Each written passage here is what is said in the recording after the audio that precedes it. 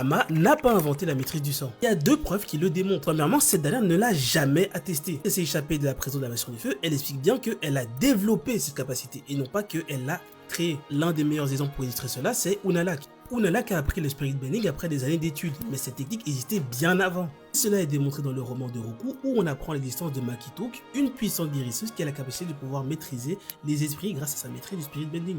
Ça les gars, nouveau compte, donc n'hésitez pas à vous abonner. Vraiment, c'est les affirmations de Yakon. Quand Yakon parle de son passé à ses enfants, il leur dit bien qu'ils sont les descendants d'une lignée de puissants maîtres du sang de l'histoire. Le mot lignée est important parce que lignée implique forcément qu'il y a minimum 3 générations, grands-parents, parents et enfants. Ceci implique forcément que Yakon a reçu une formation de la part de l'un de ses parents. Et ce dit parent n'aurait jamais pu prendre connaissance de la maîtrise du sang de la part de Ama, car on le rappelle, cette dernière a développé cette capacité lorsqu'elle était dans la nation du feu.